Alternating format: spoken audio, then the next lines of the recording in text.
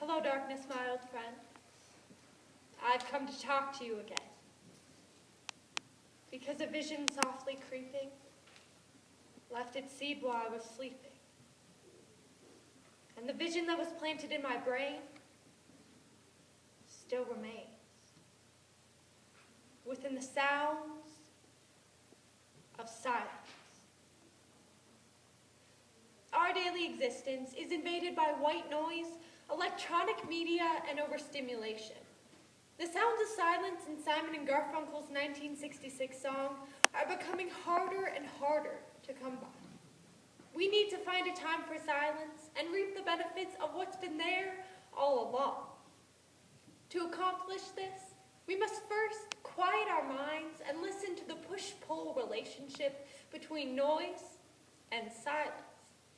Then, we must mute the distractions in our lives that keep us from a dynamic state of mind. And finally, we must cultivate our physiological and psychological well-beings by creating tranquility. In our world so full of noise, we tend to forget about silence. So what is it? Silence is the absence of intentional sound, purposeful quiet. For most of us, this is a rare, yet necessary part of our lives. Indeed, we overwhelm ourselves with noise. This leaves no time to think. Silence gives us a chance to take a breath and think about things. Too often without it, we impulsively neglect thinking and do what seems best in the moment. These are the times we need to find our silent moments, so our thoughts and decisions can be clear. If we don't, we will suffer the consequences of denying ourselves this very basic right. Silence. As Simon and Garfunkel perpetuate the effects of silence in their song, they strike a chord with the lyrics, hearing, but not listening. We hear the songs on a CD, but we do not listen to the absence of sounds between tracks. Silence was first used in scientific studies in 2007 as a control to measure the effects of noise. An Italian cardiologist, Luciano Bernardi, did this in his study of the psychological effects of music. He put silence between bouts of sound to create a basic control setting.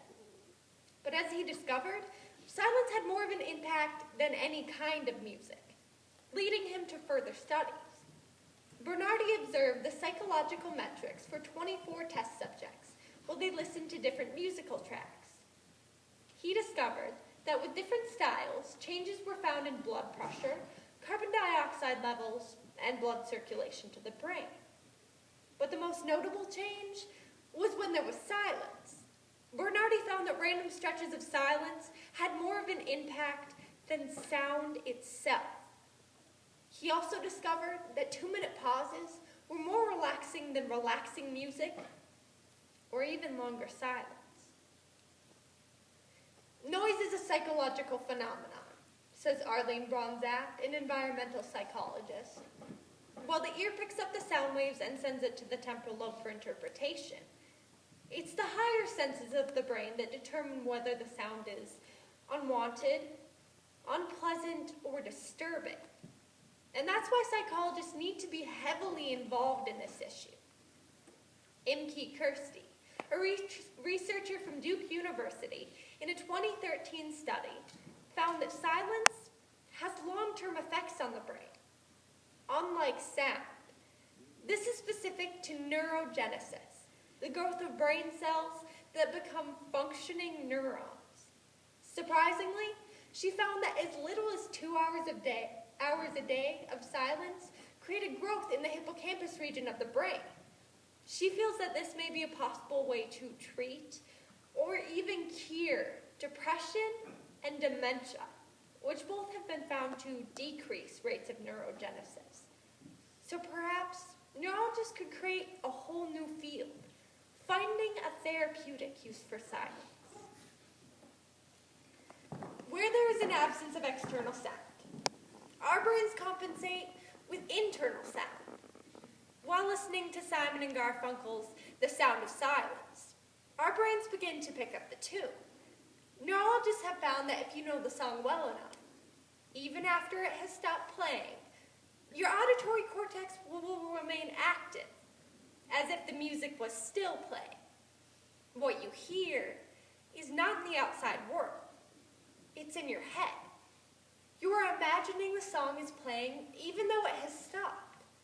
This is your brain retrieving a memory and replaying it. Though the absence of sounds feels relaxing, our brains remain active and dynamic. In fact, our brains are most active when doing completely nothing and in utter silence. In a paper published by a team of neuroscientists at Washington University, we learn about the brain's reaction to different tasks. The experimenters found that the brain's default mode, implying a resting brain, is continually active, collecting and examining information. Focused action was found to, in fact, stop this scanning mode in the brain. This has obvious evolutionary significance, showing that in silence, we are better connected with our surroundings and more aware of what's going on. And that connection allows us to detect danger even when not actively searching for it.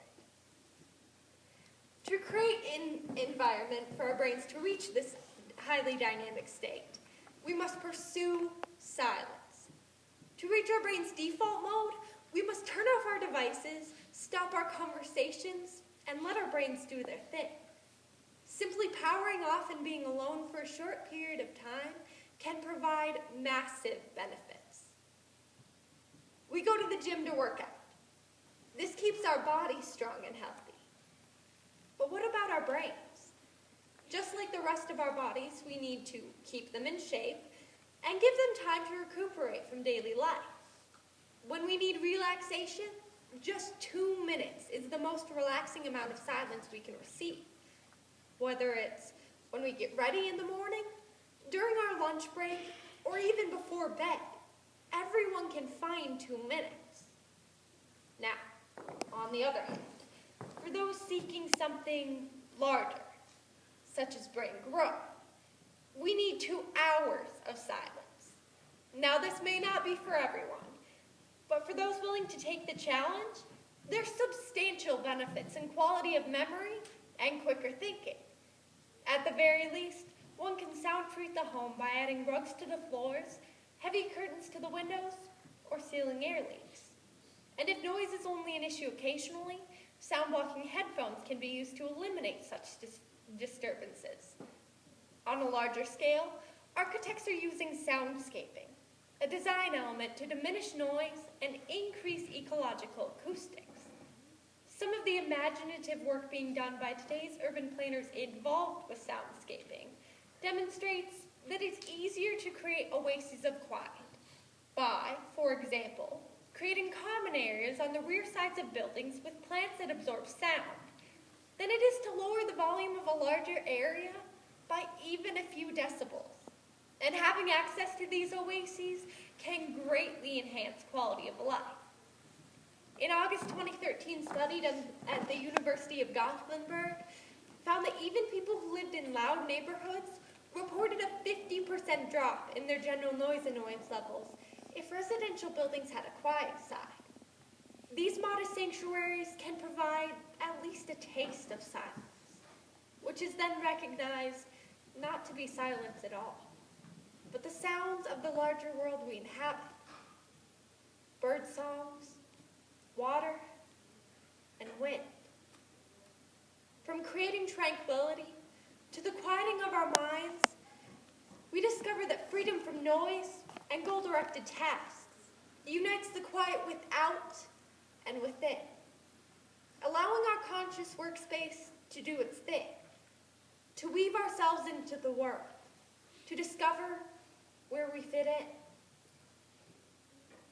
Hear my words that I might teach you, whispered in the sounds of silence.